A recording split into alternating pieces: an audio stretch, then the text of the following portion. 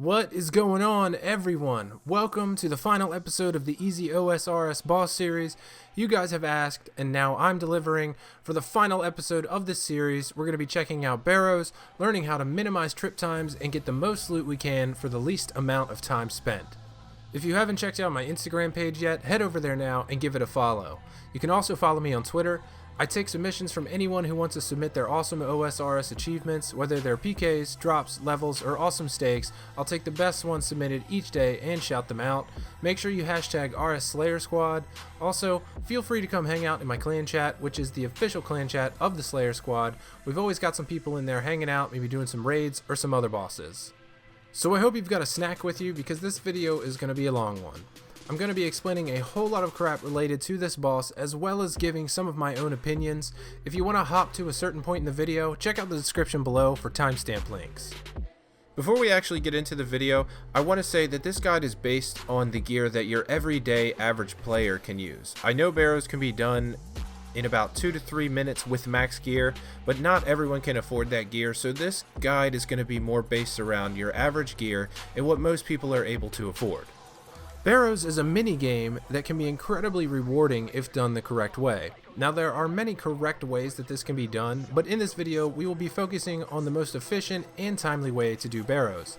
As for me, I don't really consider Barrows an actual boss because back in the day it was just considered a minigame, but now it is considered a boss by Jagex and appears on the boss log, so that is what has landed it the final spot in the series. First thing we're going to talk about is how to get there. Barrows can be accessed a few different ways, but with the release of the Arceus spellbook, we now have the ability to use a teleport tablet to get there. This is going to be the fastest and easiest way to get to Barrows, as the teleport spot is just outside the main archway to where the Barrows tombs reside. There are other ways to get here, such as the Morton teleport scroll, or running from Canifis, or the Mauritania legs, but the Morton scroll costs almost twice as much as Barrows teleport tabs do, and running from Canifis takes a decent amount of time. But regardless of whether or not you have the magic level to use the Barrows teleport, anyone can break a tab and get here. You will also not need to have any favor with the Arceus house. The only thing you'll need completed is the Priest in Peril quest, and if you don't have this completed, well, you probably shouldn't be doing Barrows yet anyway. So most of the profit of Barrows really depends on a few things: your combat level, how fast you can complete runs, supply amounts used, and whether or not you have the Mauritania hard diaries done. First, the higher your levels pertaining to combat are, the faster you'll finish runs and the less supplies you'll use. In order to use the method that I'm showing you in this video, I suggest you have at least 70 defense as well as level 80 in both attack and strength. For this guide, melee isn't really going to matter that much for killing the brothers, but it will help with getting your reward potential to 100% faster. Next, you'll want to have at least 75 ranged for the Toxic Blowpipe, and at least 75 magic for the Trident of the Seas or Trident of the Swamp, and you'll want to have at least level 43 prayer for Protect from Melee. 43 prayer is the bare minimum for this method. However, I do recommend having a higher prayer level as you will use a lot less prayer potions. Lastly, I strongly encourage you to have the Mauritania hard diaries completed, as they give you the perk of receiving 50% more runes from each Barrows chest you loot. That 50% rune yield increase can be the difference between doubling profit or just barely scraping by, breaking even if you're not having any luck with Barrows items. They aren't too hard and can be very easy to complete with some minor questing, so if you're going to camp Barrows, take the time to bang them out. And now we're going to get into some background information about how Barrows actually works. This is going to be a bit lengthy and probably be a lot to take in, so you better start AFKing, fishing, or woodcutting and pay attention. You'll want to remember all this. There are 6 Barrows Brothers in total: Darok the Wretched, Guthan the Infested, Torag the Corrupted, Varrock the Defiled, Krale the Tainted, and Aram the Blighted. Darok, Torag, Varrock, and Guthan all attack with a melee style attack, while Aram attacks with magic and Krale attacks with ranged. Each one of these brothers has their own specific set of armor that is composed of 4 pieces each. Along with each set of armor comes a special set effect. Darok's set effect, Wretched Strength, gives a player the ability to hit 1% higher for every 1 hit point the player is missing. Essentially, the set effect allows the player to double the damage they would normally hit, so a normal 30 may become a 60 given the right parameters. Torag's set effect, Corruption, has a 25% chance of lowering the opposing player's run energy by 20%. It's pretty useless, but hey, that's what this set does. Varrac's set effect, Defiler, gives the attacker a 25% chance of ignoring the target's armor, defense, and any active protection prayers. This set effect is especially good for bossing against NPCs with very high defense levels. Guthan's set effect, Infestation, gives the wearer a 25% chance of healing you for the amount of hit points equal to the damage dealt. This set is particularly good for Slayer tasks if you can't afford a Ceradomin Godsword. Aram's set effect, Blighted Aura, gives the wearer a 25% chance of lowering the target's strength by 5 levels repeatedly. Another somewhat useless effect, but it is what it is. Lastly, Krale's set effect has a 25% chance to lower the enemy player's agility level by 20%. I can only see this being useful in the wilderness while chasing, but honestly, with stamina potions, it's still very easy to keep run energy up.